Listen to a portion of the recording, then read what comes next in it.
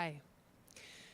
So my name is Brook Thorndycraft. I work as a mediator, facilitator, and coach, and I do workplace restoration after situations of workplace trauma.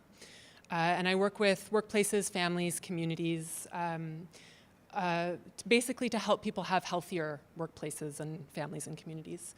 And I also do education about healthy sexuality and consent. And so I'm really excited to be here and really thankful that I was asked. This is very close to what I care deeply about.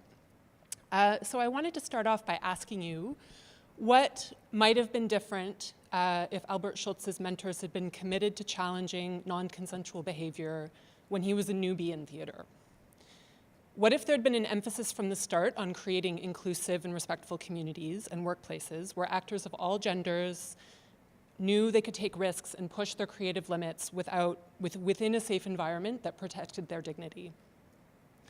It's hard to talk about giving constructive feedback, this week in particular, when people have so much anger and hurt and upset that's going on, and the desire to punish and banish is probably really strong for a lot of people and very justified, and sometimes that's the best thing to do and what needs to happen. And at the same time, the problem is not just with the people who take it to an extreme. And so it's really important to talk about how do we deal with it in its smaller manifestations. Do you mind? Just the next one, thank you. So anyone who grew up in North America, and really I would say anywhere that I'm familiar with in the world, has grown up in a culture where we learn that asserting our power over someone is a valid way to get what we want. And while some people need to do more work than others on this particular topic, we all have to play a role in building cultures of respect and consent. And that means that we need to be able to give and receive feedback about behaviors, beliefs, and attitudes that get in the way of that. So why feedback specifically? So unlearning old beliefs and behaviors is really challenging and takes a long time and happens with lots of trial and error, making mistakes and then learning from them. And in the theater context, where intimacy is a requirement of the job, the line between art and harassment may sometimes be a little bit hard to identify or a little bit blurry. So leaders need to be able to take complaints seriously and provide opportunities for people to learn from the ways that they've crossed boundaries. In this case, I'm not talking about people in power who abuse their power, but how they likely were when they started in the industry, before they had that power and before they were able to ignore or silence any feedback that they may have received. So feedback should happen early and frequently. It should make it clear what's expected, and it should help people understand how well they're meeting the expectations, and also what they could do to meet those expectations more successfully. It can also include consequences if those expectations are not met, but there should be the benefit of the doubt that people can learn and grow from their mistakes. For example, if someone says something about a coworker's body or clothes, that should be named and challenged.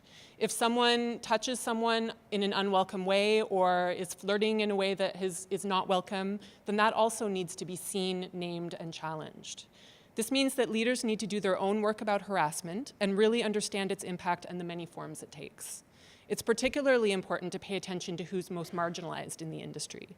So if there are fewer roles or less prestige for people of particular racialized groups, people with particular kinds of bodies, people with particular gender identities, then those people are going to have a particularly difficult time stepping forward and disclosing things that have happened. And so the support for them to be able to do that needs to be that much stronger. It has to be safe for people to come forward and to disclose things that have happened. And they have to be able to trust that it won't get swept under the rug. And if they come forward with a complaint, it won't affect their ability to get the next role or get funding for their next project or whatever else it might be. So to understand how to give feedback, it's helpful to know how we as humans react when we feel defensive or threatened. So I want to tell you about the idea of a learning zone. And let's take a minute and just imagine that our emotional life is a bit like an ocean. Okay, next slide, please? Thank you. So you'll notice that I have this bullseye image here, and this is our ocean of our emotional life, okay? So this central area is our comfort zone.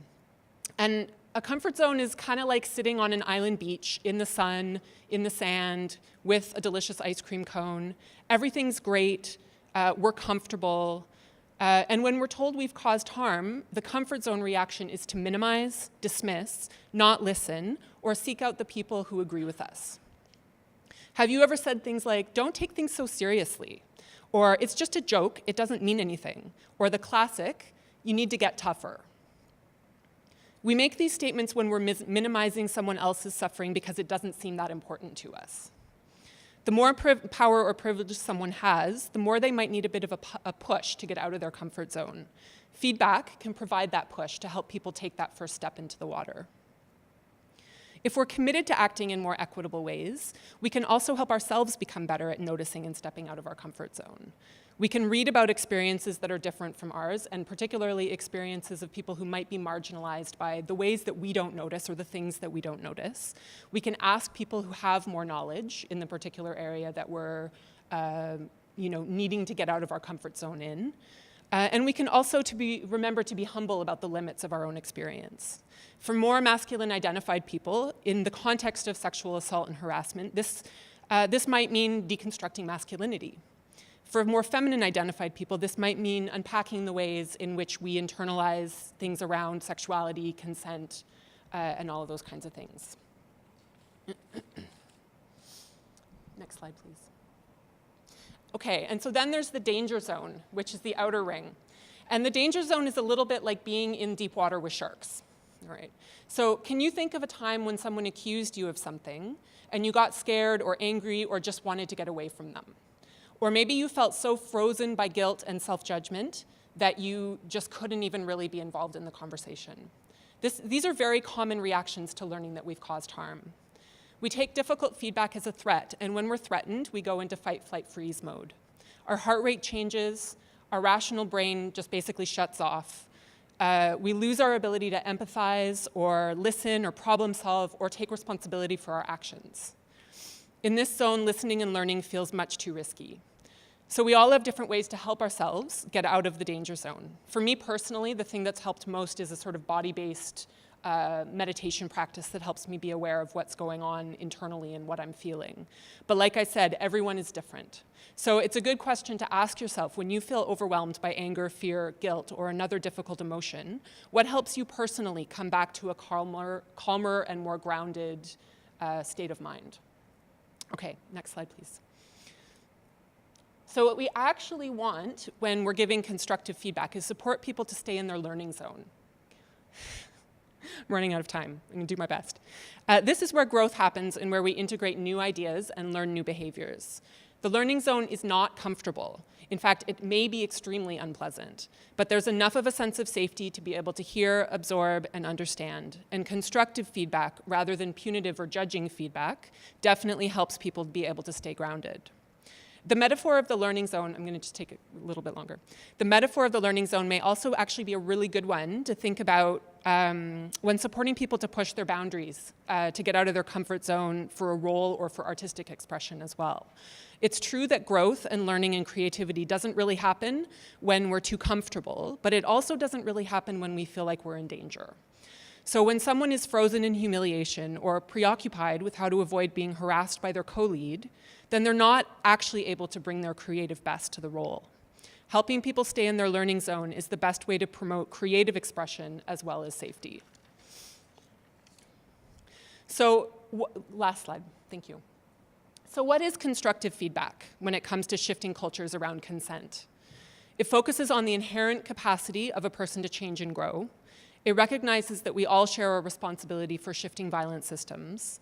It starts with small things that happen rather than waiting until things are at a crisis. It offers specific information about what went well, what went wrong, and how it could go better. Any consequences start small and become bigger only if the behavior escalates or doesn't change. And it acknowledges positive changes and attempts that have been made and gives support to build on those changes. So I want to leave you with just a few questions. Can you think of a time when someone gave you feedback that helped you to learn and do better? What did you learn from that experience? What do you think would help you personally to take part in building cultures of consent in your workplaces and communities? Thank you.